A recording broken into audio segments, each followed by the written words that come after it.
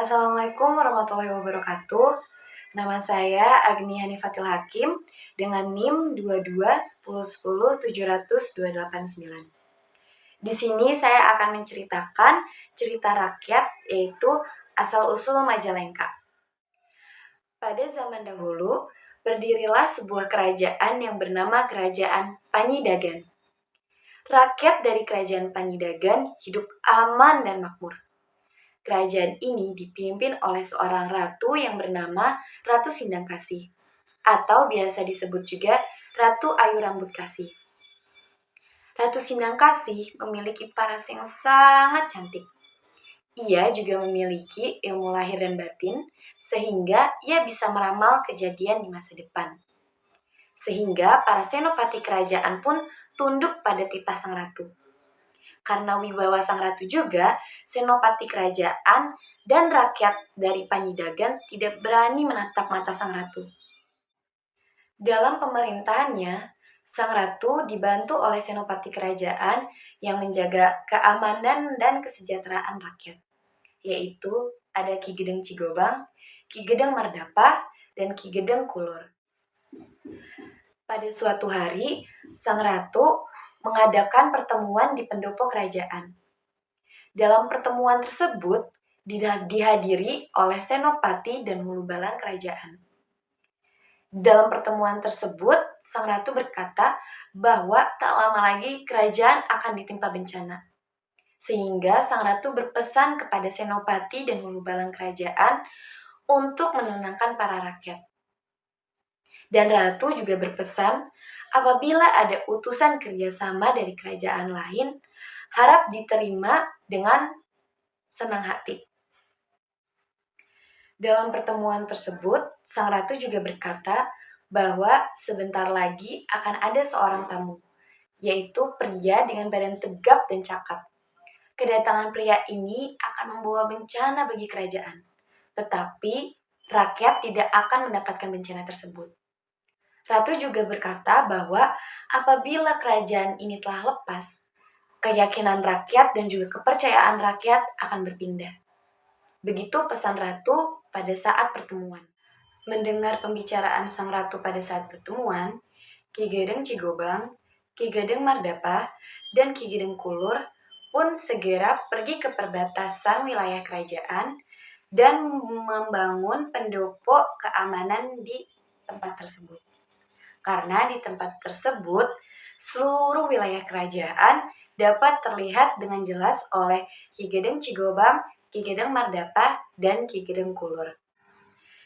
Hingga suatu hari, saat ketiganya sedang asik berbincang, mereka pun melihat seorang pria yang menyeberangi sungai berusaha untuk memasuki wilayah kerajaan.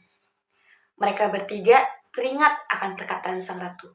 Apabila pria itu tidak ditangkap, maka akan terjadi apa-apa pada kerajaan.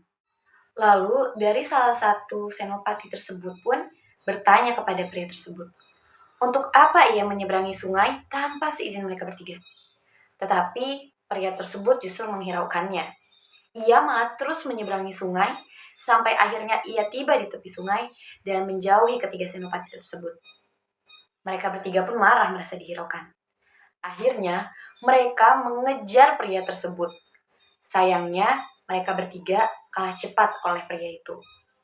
Akhirnya, mereka memutuskan untuk mengepung pria itu dari berbagai arah.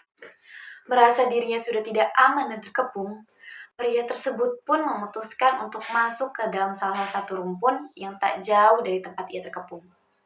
Di dalam rumpun tersebut, ia berdoa kepada Tuhan Yang Maha Kuasa. Lalu ia menghentakkan kakinya ke tanah. Ajaib, tanah itu pun terbelah dan membentuk lubang. Ia pun masuk ke dalam tanah tersebut dan tiba-tiba tanah tersebut pun kembali tertutup seperti semula. Ketiga senopati pun terkejut karena pria tersebut tiba-tiba menghilang.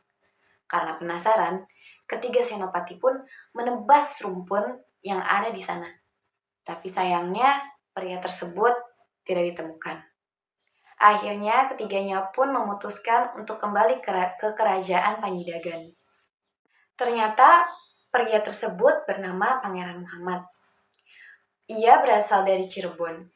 Kedatangannya ke kerajaan Panjidagan yaitu untuk meminta buah maja untuk menyembuhkan rakyatnya yang terkena wabah penyakit. Di dalam tanah tersebut, Pangeran Muhammad terus meminta kekuatan kepada Tuhan yang Maha Kuasa. Ia berusaha menggali tanah tersebut sampai akhirnya ia menemukan cahaya yang bisa membawa ia keluar dari dalam tanah tersebut. Di lain sisi, para ketiga senopati yang kembali ke kerajaan pun dipergoki oleh Ratu Sindangkasih. Ratu Sindangkasih pun bertanya, kenapa mereka berada di kerajaan, tidak di perbatasan. Akhirnya ketiga senopati pun menceritakan apa yang terjadi. Dan Ratu pun memerintah kepada mereka untuk segera menemukan Pangeran Muhammad dan membawanya ke kerajaan.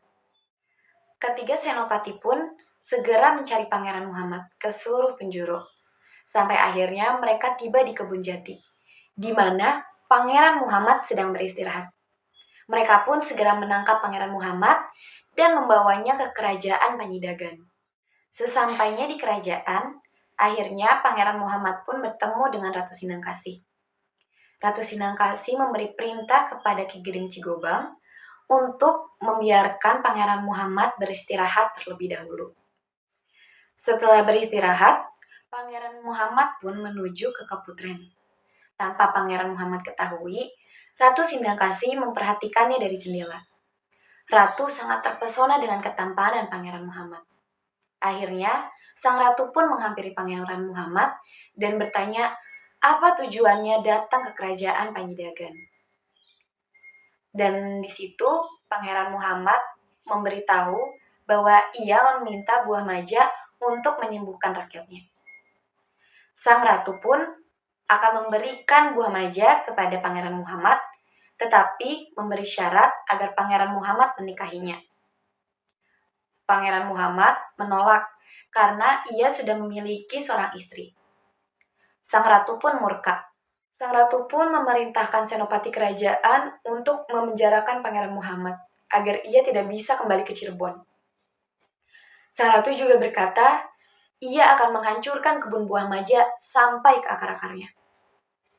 Dalam keadaan marah, sang ratu pun kembali ke Keputren dan tak berapa lama hujan turun dengan deras. Suatu hari, rakyat Panjidagan melakukan aktivitas seperti biasa. Tapi anehnya, Kaputren dan Ratu Sindangkasih menghilang. Begitu juga dengan kebun buah maja. Rakyat pun berteriak, Baginda Ratu hilang, Majalengka, Majalengka.